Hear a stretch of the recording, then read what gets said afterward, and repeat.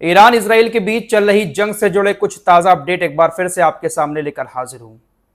इस जंग पर बात करूंगा, लेकिन सबसे पहले आपको गाजा की तरफ लिए चलता हूं।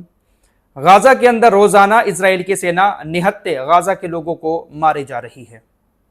रोजाना गाजा के अंदर जब भी खाना बांटने का नंबर आता है, सहायता बांटने का नंबर आता है, भीड़ जब पहुंचती है वहां पर मदद लेने के लिए, तो इजराइल की सेना गोलीबारी शुरू कर देती है। रोजाना का ये हो गया है अब इजरायली सेना का, और रोजाना वहां पर लोगों की मौत हो रही है। आज भी 20 से 22 लोगों के मारे जाने की खबर है। 100 से ज्यादा लोग इजरायली गोलीबारी में घायल हुए हैं। तो इजराइल की सेना ने अभी भी गाजा के अंदर अपने ऑपरेशन खत्म नहीं किए हैं। निहत्थे लोगों पर गोलीबारी कर रहा है इजराइल, और आज अगर उसके एक हॉस्पिटल को थोड़ा सा नुकसान पहुंच गया तो पूरी दुनिया के सामने रोना शुरू कर दिया कि ये लोग हमारे बच्चों को मार रहे हैं, सिविलियंस को निशाना बना रहे हैं। लेकिन इन लोगों को और पूरी दुनिया को यह बात याद रखनी चाहिए कि गाजा के अंदर 36 बड़े बड़े हॉस्पिटल्स को इन्होंने तबाह कर दिया, सिर्फ ये कहते हुए कि इसके नीचे हमास के अड्डे बने हुए हैं। आपको अगर याद हो तो सबसे पहले हॉस्पिटल पर जब इजराइल की सेना ने हवाई हमले किए थे तो पूरी दुनिया को यह बताया था अपने आप को बचाने के लिए कि ये हमले हमने नहीं किए हैं, बल्कि हमास हमारे ऊपर कुछ रॉकेट दाग रहा था। गलती से वो रॉकेट हमास के ही इन हॉस्पिटल पर जाकर गिर गए, जिस वजह से गाजा का पहला हॉस्पिटल तबाह हुआ था। और उसके बाद चुन चुन कर 36 हॉस्पिटल इन लोगों ने तबाह कर दिए, जिसमें एक सबसे बड़ा अल शिफा हॉस्पिटल भी शामिल है। कुछ नहीं छोड़ा इन्होंने। और आज एक इनका अस्पताल ईरानी मिसाइल की चपेट में आया तो ये बिलबिलाने लगे। अब देखिए, ईरान भी इनसे कम नहीं है। ईरान ने बाकायदा एक फुटेज जारी किया है। जिस तरीके से इजराइल वीडियो जारी करके दिखाता था ना दुनिया को कि देखिए हमने बेवजह हॉस्पिटल को निशाना नहीं बनाया है, हमास का यहां पर एक पूरा अड्डा बना हुआ था, इसी तरीके से ईरान ने भी एक वीडियो जारी करके दिखा दिया है दुनिया को कि देखिए ये सामने हॉस्पिटल है और उसके नीचे इनके मिलिट्री बेस बने हुए हैं। इजराइल अपने हॉस्पिटल्स को और अपने सिविलियंस को मानव ढाल की तरह इस्तेमाल कर रहा है और अपने सैन्य अड्डे यहां पर बना रखे हैं। वाकई में दोस्तों, ईरान इस वक्त हर फील्ड में जिस तरीके से इजराइल को जवाब दे रहा है, नेतन्याहू ने सपने में भी नहीं सोचा होगा कि ऐसा भी पलटवार ईरान कर सकता है। तबाही तो भयानक हो ही रही है, आप लोग लगातार देख ही रहे होंगे। फिलहाल एक चर्चा बहुत ज्यादा हो रही है, ईरान अकेला ही लड़ रहा है इजराइल से, इस्लामिक देश तो कोई साथ है नहीं। सबसे बड़ा दोस्त ईरान का रूस और चाइना माने जाते हैं, लेकिन अभी तक कोई देश खुलकर सामने क्यों नहीं आया है। वैसे चाइना को लेकर कुछ खबरें आई हैं कि कई सारे विमान जो हैं उतरे हैं गुप्त तरीके से ईरान के अंदर जो हथियार लेकर आए हैं, लेकिन ये पूरी तरीके से कंफर्म खबर नहीं है, बस बातें चल रही हैं। रूस को लेकर खबर चल रही है कि रूस भी मदद की बात कर रहा है कि रूस ईरान की मदद करेगा। क्या वाकई में रूस ईरान के साथ आ रहा है?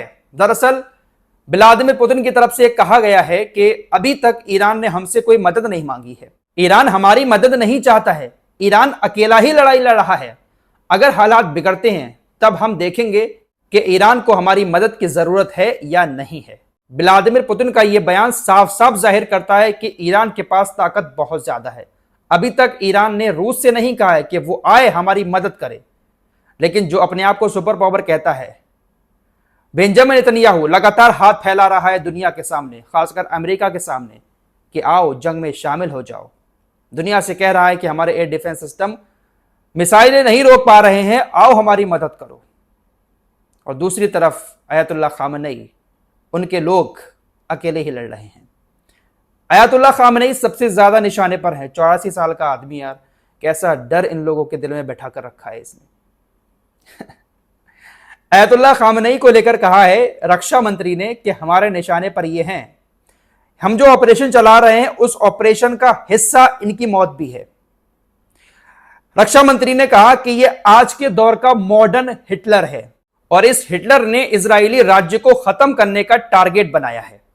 ऐसे लोगों को, ऐसे मॉडर्न हिटलर को जिंदा रहने का कोई हक नहीं है।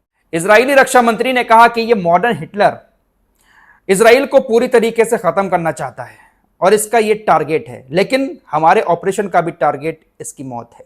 84 साल के शख्स से किस तरीके से ये लोग खौफ खा रहे हैं। फिलहाल पूरी दुनिया की और इजराइल की नजर इस वक्त डोनाल्ड ट्रंप के ऊपर है। डोनाल्ड ट्रंप लगातार बयान तो दे रहे हैं कि हम ईरान की हालत ऐसी कर देंगे, वैसी कर देंगे और पूरे ईरान पर हमारा कब्जा है, हम ईरान को अभी भी मौका दे रहे हैं। बहुत सारी खबरें आ रही हैं डोनाल्ड ट्रंप की तरफ से, लगता है कि पूरा दिन बस बैठे हुए पोस्ट करवाते रहते हैं डोनाल्ड ट्रंप ने एक और बड़ा दावा किया कि व्हाइट हाउस के अंदर बैठकर ईरान के कुछ अधिकारी हमसे बातचीत करना चाहते हैं। यह दावा किया आज डोनाल्ड ट्रंप ने, लेकिन तुरंत इसका पलटवार करते हुए ईरान ने साफ कह दिया कि हमारे किसी भी अधिकारी ने डोनाल्ड ट्रंप से व्हाइट हाउस के अंदर बैठकर बातचीत करने का अनुरोध नहीं किया है। हमारा कोई भी अधिकारी नहीं चाहता है कि हम व्हाइट हाउस के अंदर बैठकर बातचीत करें। ईरान बड़ी बड़ी बातें कर रहा है मेरे दोस्तों, और ये बड़ी बातें कोई ऐसी हवाई में नहीं कर रहा है।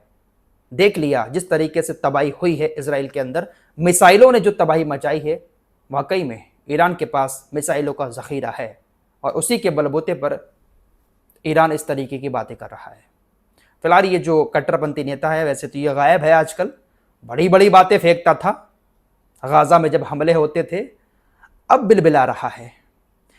कहता है कि भाई ये अल जजीरा जो है ना, ये बहुत बड़ा आतंकी चैनल है, हमारे देश के अंदर ये काम कर रहा है, हमारी सरकार ने बेवजह इसको इजाजत दे दी है इजराइल के अंदर काम करने की, क्योंकि अल जजीरा बहुत सारी तस्वीरें दिखा रहा है वहां की जो तबाही मच रही है। इसने कहा है कि कोई भी शख्स अगर इजराइल का अल जजीरा देखता है तो उसके ऊपर तुरंत कार्रवाई की जाएगी। अगर आप भी किसी शख्स को इजराइल के अंदर अल जजीरा देखते हुए देखें तो तुरंत उसकी शिकायत पुलिस से करें। एक मीडिया हाउस से ये लोग थर थर कांप रहे हैं, ये हालत हो चुकी है इन लोगों की। इसने कहा कि इस वक्त जो कुछ हो रहा है ये बहुत मुश्किल दिन है और इससे भी ज्यादा मुश्किल दिन आएंगे, लेकिन हिरोशिमा और नागासाकी याद रखें। जापान का हिरोशिमा और नागासाकी, जहां पर अमेरिका ने परमाणु बम गिराए थे, तो शायद इनका इशारा उसी ओर है कि ये भी कुछ कर सकते हैं ऐसा ईरान के साथ। फिलहाल इस वक्त ये सभी लोग अपना दिमागी संतुलन पूरी तरीके से खो बैठे हैं। हालांकि इनकी वायुसेना भी टारगेट लगातार ईरान के अंदर कर रही है। अभी कुछ देर पहले भी कई सारी जगहों पर हमले किए हैं, कुछ जगहों को निशाना बनाया है। ईरान का ये डिफेंस सिस्टम कुछ हमलों को रोक लेता है, लेकिन कुछ हमले हो जाते हैं ईरान के अंदर भी। नुकसान ईरान में भी हो रहा है और मौतें भी ईरान के अंदर ही ज्यादा हुई हैं। ऐसा नहीं है कि सिर्फ ईरान ही इजराइल को नुकसान पहुंचा रहा है, नुकसान दोनों तरफ हो रहा है। लेकिन फर्क अब इतना हो गया है कि पहले सिर्फ इजराइल नुकसान पहुंचाता था और अब इजराइल का भी खुद नुकसान हो रहा है इजराइल के अंदर। दोस्तों, ईरान इजराइल से तो लड़ ही रहा है, साथ ही साथ अपने देश के अंदर भी उन जासूसों से भी लड़ रहा है जो मोसाद के लिए काम कर रहे हैं। मोसाद के जासूस ईरान के अंदर भरे पड़े हैं और यही सबसे बड़ी मुश्किल है ईरान के लिए। आज फिर ईरान के पुलिस प्रमुख ने मोसाद के 5 एजेंटों को गिरफ्तार करने की बात कही है। इनके कमरों में विस्फोटक रखे हुए थे। जब से इजराइल और ईरान की जंग शुरू हुई है, जो पहला हमला इजराइल ने ईरान के ऊपर किया था जिसमें मोसाद का पूरा हाथ था, मोसाद ने ईरान के अंदर बैठकर ही ऑपरेशन चलाया था, उसके बाद से ईरान की पुलिस लगातार पूरे देश के अंदर छापेमारी कर रही है। जो भी बाहर के लोग हैं या जो भी संदिग्ध हैं, उनको पकड़ने के बाद उनकी पहचान करके उनको सही तरीके से आइडेंटिफाई कर रही है। अब तक ईरानी पुलिस ने तकरीबन 534 मोसाद के एजेंट 6 दिन में गिरफ्तार किए हैं और ये ज्यादातर अफगानिस्तान के लोग हैं जो मोसाद के लिए पैसे लेकर काम करते हैं। अफगानिस्तान के तकरीबन 20,000 छात्र ईरान के अंदर पढ़ाई करते हैं और यही छात्र मोसाद के लिए काम कर रहे हैं। 534 अफगानी अब तक गिरफ्तार किए जा चुके हैं। फिलहाल ईरान के अंदर जो बच्चे भारत के पढ़ाई कर रहे थे, काफी सारे लोग अब आर्मेनिया के रास्ते भारत आ चुके हैं। जमीनी रास्ते से आर्मेनिया के बॉर्डर को क्रॉस किया और उसके बाद आर्मेनिया से फ्लाइट में बैठकर भारत आ चुके हैं। बहुत सारी ऐसी भी वीडियो सामने आ रही हैं सोशल मीडिया पर, हालांकि हम इसकी पुष्टि नहीं करते हैं और ना ही ऐसे दावों की भी पुष्टि करते हैं, लेकिन कहा जा रहा है कि भारत के जो लोग इजराइल के अंदर काम करने गए थे, मजदूरी करने गए थे, जब ईरान के हमले होते हैं तो यहूदी तो अपने बंकरों में घुस जाते हैं, लेकिन वो लोग जब बेचारे जाने की कोशिश करते हैं, भारत और नेपाल के लोग, तो यहूदी उनको बंकरों में नहीं घुसने देते। ऐसे दावे सोशल मीडिया पर कई सारे किए जा रहे हैं। फिलहाल जंग अभी भी जारी है, हमले दोनों तरफ से हो रहे हैं। देखते हैं कि ये कब तक चलता है और इसके बीच में कौन सुलह करवाता है या कौन इसको भड़काता है। इस रिपोर्ट में इतना ही, कुछ और खबरों के साथ फिर हाजिर होऊंगा। अपना ख्याल रखिएगा। अल्लाह हाफिज।